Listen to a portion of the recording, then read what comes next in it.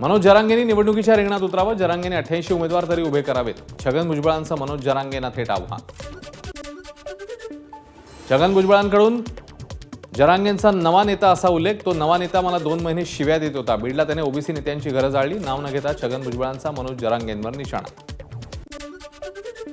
54% OBC आहेत हे जरांगे विसरतात. ओबीसीतून मराठ्यांना आरक्षण मिळणार नाही तर सगळ्या सोयऱ्यांना आरक्षण देणं शक्य नाही. छगन भुजबळांचं वक्तव्य. ओबीसींसाठी मी राजीनामा दिला होता. सांगलीतल्या ओबीसी मेळाव्यातल्या छगन भुजबळांची माहिती. तर सत्ता येते आणि जाते, महाराष्ट्र राहिला पाहिजे, भुजबळांची भूमिका. सगळ्या सोयऱ्याच्या मागणीला आमचा विरोध. आरक्षणामुळे ओबीसी आणि मराठा बांधवांमध्ये फूट. ओबीसी मेळाव्यात गोपीचंद पडळकरांचं वक्तव्य. ओबीसींचं राजकीय आरक्षण गेलंच आहे. राहिलेल्या आरक्षणावर डल्ला मारण्याचा जरांगेंचा प्रयत्न. ओबीसी नेते प्रकाश शेंडगेंचा आरोप. मनोज जरांगेंची जनजागृती शांतता रॅली आज पुण्यात. मराठा बांधवांकडून जरांगेंचं स्वागत. रॅलीमध्ये मराठा बांधवांचा जनसागर. मनोज जरांगेंची शांतता रॅली उद्या अहमदनगरमध्ये. या पार्श्वभूमीवर मराठा समाजाकडून तयारी सुरू.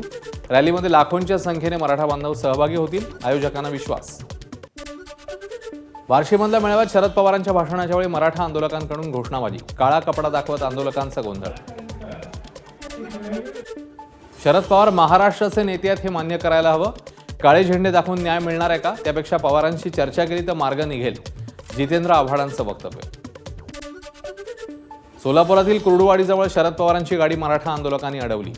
मराठा आरक्षणाबाबत भूमिका स्पष्ट करण्याची आंदोलकांची मागणी. आंदोलकांनी गाडी अडवल्यावर शरद पवारांनी आरक्षणाला पाठिंबा असल्याचं सांगितलं.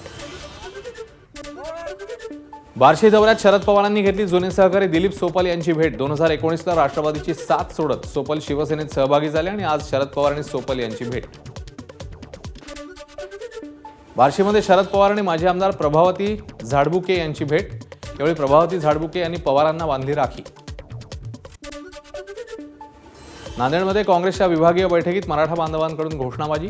काँग्रेसने भूमिका स्पष्ट करावी, आंदोलकांची मागणी. काही काळ गोंधळाचं वातावरण. अजित पवारांचा उद्या मालेगाव धुळे दौरा. पवारांच्या मालेगाव दौऱ्यावेळी काळजी घेण्याच्या पोलिसांच्या सूचना. धोकादायक हालचाली सुरू असल्याची पोलिसांना माहिती. उपमुख्यमंत्री अजित पवारांकडून कोल्हापुरात जळून खाक झालेल्या केशवराव भोसले नाट्यगृहाची पाहणी. नाट्यगृह आधी जसं होतं तसंच पुन्हा उभारण्याच्या अधिकाऱ्यांना सूचना. उपमुख्यमंत्री अजित पवारांनी काँग्रेसचे दिवंगत आमदार PN पाटील यांच्या कुटुंबियांची घेतली सांत्वनपर भेट.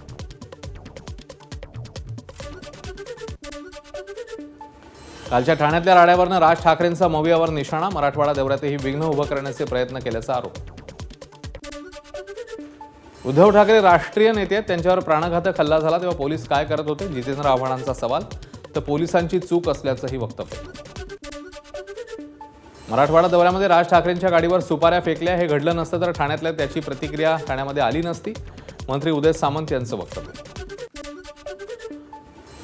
ठाण्यातल्या उद्धव ठाकरेंच्या सभास्थळी राडा घालणाऱ्या मनसेच्या 44 कार्यकर्त्यांवर नौपाडा पोलीस ठाण्यात गुन्हा दाखल.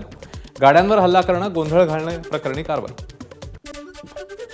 ठाण्यामध्ये काल झालेल्या राड्याप्रकरणी नौपाडा पोलीस स्टेशनमध्ये 2 वेगवेगळे गुन्हे दाखल. हल्ला करण्यासाठी प्रवृत्त केल्याप्रकरणी अविनाश जाधव मुख्य आरोपी. ठाण्याचे जिल्हाप्रमुख अविनाश जाधव यांचं ठाकरे गटाला आव्हान. पुढच्या वेळी तुम्ही सांगाल तिथे, तुम्ही सांगाल त्यावेळेस मी स्वतः येऊन आंदोलन करेन. अविनाश जाधव यांचं वक्तव्य. अकोल्यामध्ये देवेंद्र फडणवीसांच्या ताफ्यात सुरक्षा यंत्रणेची चूक. फडणवीसांचा ताफा महामार्गावर आला तरी सुरक्षा यंत्रणेचा ताफा मागेच राहिला. चूक लक्षात आल्यावर पोलिसांची धावाधाव. महिंद्रा अँड महिंद्रा समूहाचा प्रस्तावित नवा कारखाना गुजरातमध्ये जाणार नाही. स्वतः महिंद्रा यांनी हे स्पष्टीकरण दिलंय.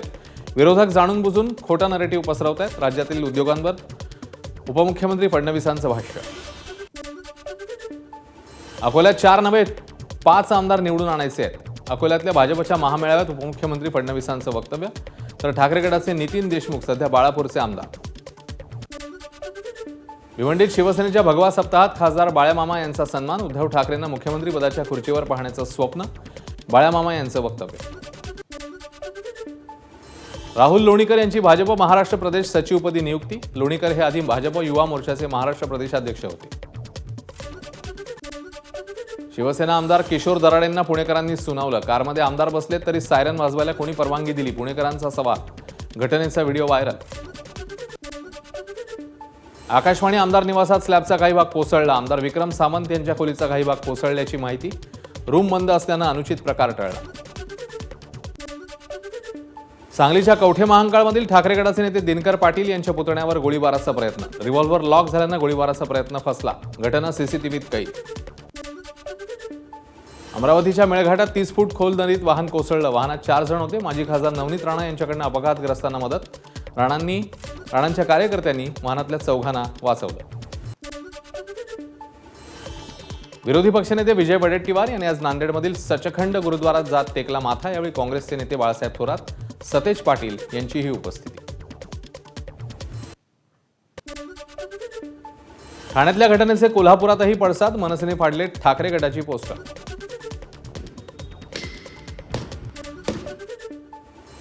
नागपूर अमरावती महामार्गावर भीषण अपघात. कारची दुचाकीला धडक. एकाचा जागीच मृत्यू, एक गंभीर. कारने धडक दिल्यावर दुचाकीने घेतला पेट. पुण्यातील डेक्कन परिसरात आणखी एक ड्रंक अँड ड्राईव्हची घटना. दारू पिऊन कार चालवणारा शुभम गुप्ता पोलिसांच्या ताब्यात. गाडीच्या अवस्थेवरून गाडी आधी कुठेतरी धडकल्याची शक्यता. पिंपरी चिंचवडमध्ये पुन्हा एकदा वाहनांची तोडफोड. निगडीमधल्या ओटा स्कीम इथे 12 ते 13 वाहनं अज्ञातांनी फोडली. 2 जणांना अटक. अहमदनगरमध्ये डेंग्यूच्या रुग्णसंख्येत वाढ. सध्या शहरात डेंग्यूचे 15 रुग्ण. मनपा आरोग्य विभाग सतर्क. प्रत्येक विभागात धूर फवारणी, स्वच्छतेकडे लक्ष. उजनी धरणावर तिरंग्याची विद्युत रोषणाई. उजनीच्या 16 दरवाजातून होणाऱ्या पाण्याच्या विसर्गावर तिरंग्याचे रंग. उल्हासनगरमध्ये ऐन पावसाळ्यात पाणी टंचाई. महापालिकेच्या ढिसाळ कारभारामुळे पाणी टंचाई आणि अनियमित पाणी पुरवठा. कृत्रिम पाणी टंचाईमुळे नागरिक त्रस्त.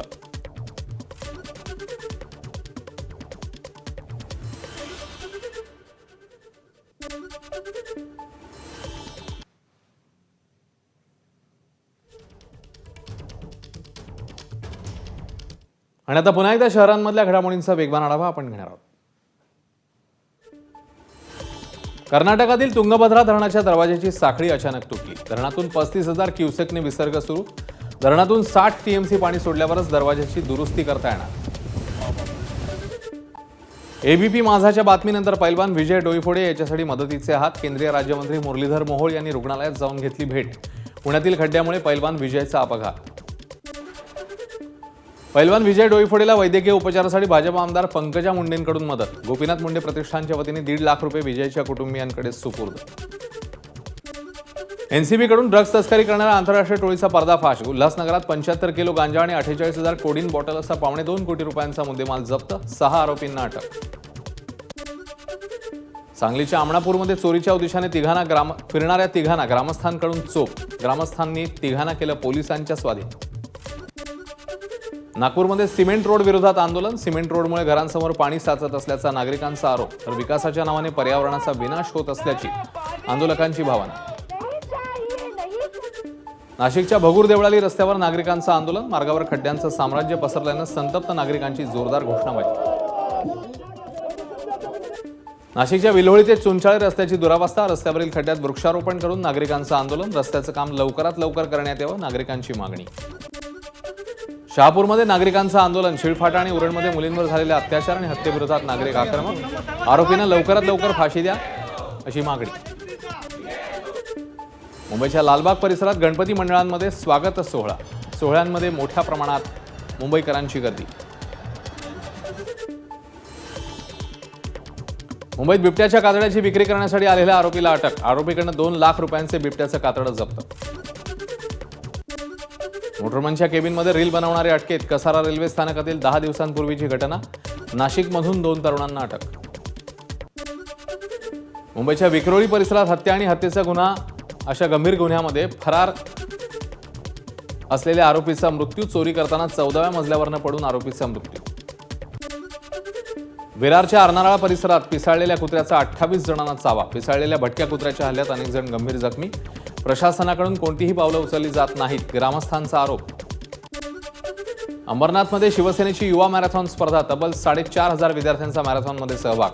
अभिनेता शिव ठाकरे आणि अभिनेत्री हिना पांचाळ यांनी वाढवला स्पर्धकांचा उत्साह. छत्रपती संभाजीनगरच्या प्रसाद देशपांडेचा फ्रान्समध्ये अनुभवावर आधारलेल्या शिक्षण पद्धतीचा प्रयोग यशस्वी. प्रसाद देशपांडेवर जगभरातून कौतुकाचा वर्षाव.